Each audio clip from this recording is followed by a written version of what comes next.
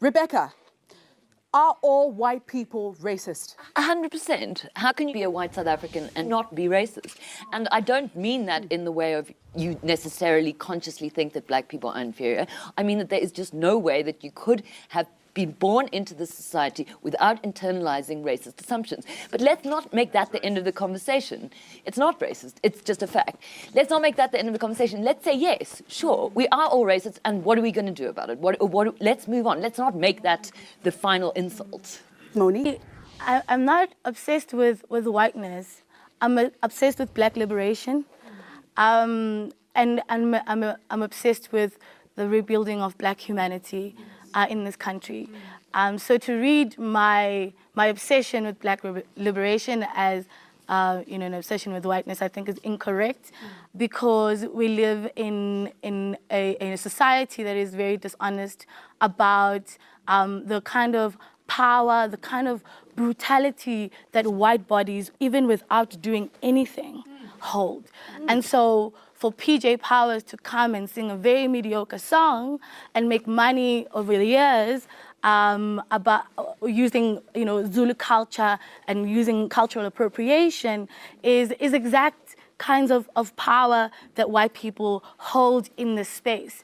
And there's a generation of young people who are sitting, some of them sitting in this audience, who are moving away from, the lies of Mandela to say, actually, we want the land at this point in time. Woo! Good child. PJ, I'll give you the honor of replying. Yeah. With regards to Jabulani, in 1982, it was probably before you were born, I went into Soweto with a rock song called You're So Good to Me. It didn't have a black note on it. I think some of the older people may remember it. It was You're So Good to Me. It was a rock song that suddenly charted on the Radio Zulu charts. So if you think that I adapted black culture, that is not the case at all. In fact, the black people put me on their wings, okay, and carried me, and have ever since. It is something I'm incredibly proud and grateful for, and it hurts me to see somebody that I have fought for my entire life, okay, in my own way, in what I can do. I'm not a politician, I'm not a statistician, I can't do any of those things. What I can do is talk out about whinging whites that we have in this country, and I will always have loved and always will love this country. The book that I've written is dedicated to the people of Soweto. All right. There you have it. I call you a rainbowist. I think we all used to be rainbowists at some point or other, at the start of our democracy. Yes. But a lot's changed. A lot has happened. The question is Are why? your ideas still relevant? Absolutely, because the Constitution is still relevant, whether we like it or not. And we all remember what it was like in 1994 and the whole concept of the Rainbow Nation. Why do we have this debate today? What changed? I believe that leaders should set the tone. And President Mandela and other leaders at the time set a certain tone in terms of why and how we should take South Africa forward. All right. Do you agree with Rebecca saying 100%? No, all white people are racist? I totally disagree with what she's saying. I think that whiteness and white privilege has become this buzzword that you hear all the time. But actually, it's a way to silence anyone that is not of color. What she was basically saying is, if you are a white person, you are racist just because you are white, without any evidence. I am not a racist person. I respect all people. I respect black people, white people, colored people. So I feel it's very offensive to say that all white people are racist. It's just not true. And I think that to make whiteness the enemy is easier to fight than to fight the crippling corruption, to fight unemployment, to fight, to fight the wealth gap, because the political leaders that we have cannot fight that stuff. They don't have the skills to fight that, and then they make race the problem. Ooh, so I feel, Sarah. Sorry. You look like you totally disagree here. I do totally disagree. I think that I'm a little bit torn because I really want to reply to a bit of what Monique has said, but I also really don't want this conversation where we have a potential to disrupt whiteness to be centered around the type of whiteness that is displaying the racism that you say that you aren't. I mean, the comment about people not having skills is inherently racist. Yeah. Just to point out one thing. I think should have the conversation about how to give back the land. I think that's what we should do. Do you agree with Monique? Well, I think that what we need to look at is an element of complicity, Mr. Chaba. And I think that fundamentally what we haven't unpacked, we've gone through the TRC process, and what we haven't understood is how white people have benefited firstly from apartheid, and secondly how a particular group of white people in this country have become fabulously rich off the back of apartheid. Now, I think that white complicity, overall, we can look at, and the responsibility to promote social justice in our country, firstly.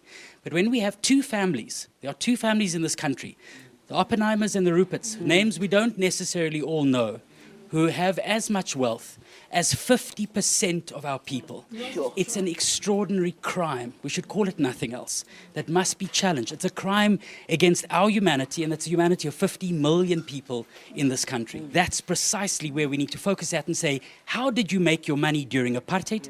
How did you build those networks? And how do you retain and entrench your power in the last 20 years? And quite clearly, no one is disrupting that power fundamentally.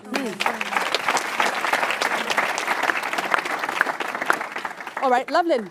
I think what Elisa was trying to raise earlier about, PJ's song, yes, struggle hero or you fought and whatever. I think the problem is that we forget that white people today have the option of tapping out, right? So you can sing Jabulani and you can dance, but then you can also remove yourself from the lived experiences of the culture that you're trying. I'm sorry, I'm speaking. From the culture that you're trying to represent. That doesn't make you a bad person. It's just the truth of the situation. And I think in South Africa, this is really what the conversation needs to be about. We need to talk about, why did apartheid end? Why did colonialism end? It didn't end because people's perspectives and behavior changed. It ended because it was expensive. It ended because white people couldn't travel anymore. It ended because they couldn't go and play sport, because entertainment for white people was over. Therefore, they needed to bring equality. That's not, we need to be honest. We must be honest about this. So for me, when we want to have this conversation, it's easy to say, let's talk about the Rainbow Nation. Of course, you can look forward if your life was never tainted by the experience of apartheid. Of course, you can look forward. It's not the same. And that's the experience of being black, constantly having to reconcile your existence, reconcile your humanity, and demand respect and demand a level of humanity as opposed to what other people just get automatically by being white. That's the reality. You don't have to label it as racism if you don't want to, but it is what it is. All right. We do also have to think about what whiteness means. Is it about skin color? Mbeki, Ndate, you have said that perhaps we need to target the black elite. What are your thoughts so far? Well, there was a comment about Oppenheimer and Rupert, but what about Patrice Motsepe? He's a multi-billionaire. So why aren't you mentioning him? What about Cyril Ramaphosa? That's another multi-billionaire in this country. What we're talking here, black liberation.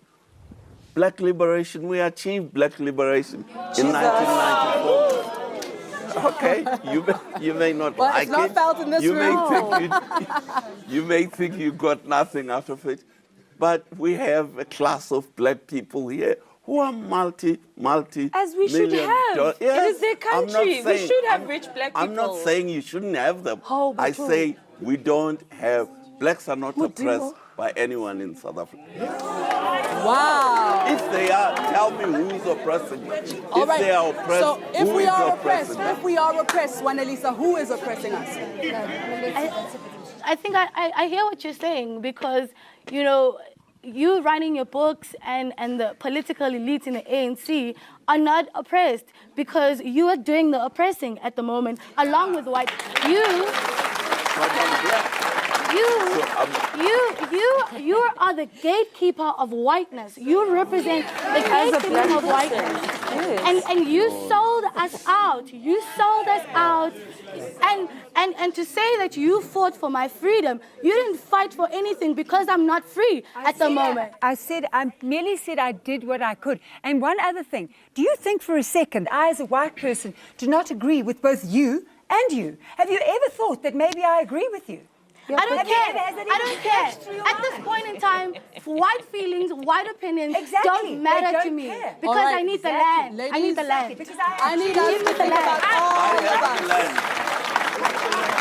us. I'd love to come to you, Tiens. It is unacceptable that inequality is so high in our country. A Gini coefficient of 65% is the second highest in the world, if not the highest in the world. The question I think we should ask is, how can that be changed? Now, there are people here saying, give us the land, then that will change. That may be. I want to say, what is the biggest empowering mechanism in any government's hands, in any nation's hands?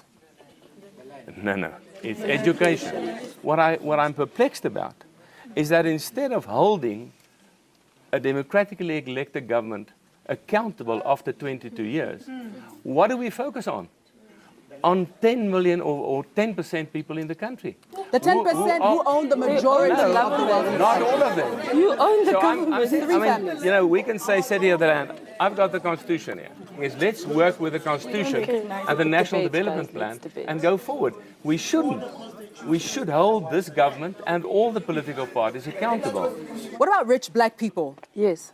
So who mistreat other black people, like Kulubuse Zuma, who's now been forced by the courts to pay his 5,300 workers. What about him? In South Africa, it happens to be that the majority of white South Africans, just by virtue of their existence and the access to assets and everything that they have, are very much the huge culprits in this conversation. No, they're not. It doesn't mean, I'm sorry, it doesn't mean, right? It doesn't mean that there are black people that are doing things that are wrong. But why is that the immediate equal of it in the conversation? Will we then acknowledge that the entire apartheid machinery was also corrupt and that you know that it was affirmative action for white people? Yeah. All right, Henny, you've actually documented how white fortune was made. Tell me about that. Yeah. Well, Mr. Chaba, I think firstly, we need to appreciate our country was at war, right? And our country was at war for decades. And the last 10 or 15 years of that war saw all manner of crimes. In order for the apartheid regime to be able to buy weapons, to buy oil, for large corporations to move their cash offshore, they broke all the rules in the book and made a network of people around the world incredibly wealthy out of that process and people in our country. So I think for us as a nation, again, to move forward, we need a full understanding. For there to be true justice in our country, there has to be truth. And I think when it comes to economic justice, this is a crucial element that must be the focus of us moving forward. All right, Abraham, you have a very big job. You're responsible for social cohesion at the Department of Arts and Culture. Can you bring everybody together? I think it's possible. Government has 14 priorities for this medium-term strategic framework period. And the 14th priority of this current government is social cohesion and nation building. And we have a program of action to achieve that. Wonderful. We're going to leave it at just one of the 14, given our time limitations. Fantastic. Thank you very much for that. And we'll be expanding on parts of that when we get to the more conclusive part of this conversation. Because I was born in, I was actually born in Zimbabwe, but let's not discuss that. I swam hard and I'm here now. I was raised in a racist environment. Every rule, every nuance, everything told me that black people were dangerous and incompetent and evil. Then my parents went to work every day and left me alone with one.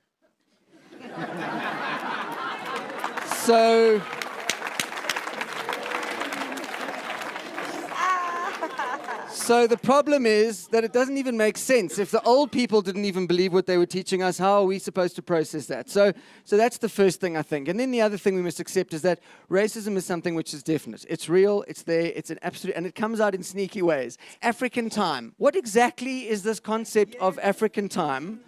It didn't exist before we came here. There was no African time. Things just happened, okay? Nothing didn't get done. Stuff got done. You never saw Shaka Zulu standing on a hill going, ow, where are these Xhosas? I want to have a battle. Stuff just happened, right? Then we came on 3 ships, okay, and made everyone a slave, and now we want you to be on time. Well, what kind of idiot would you be to arrive on time for your own oppression? Thank you very much.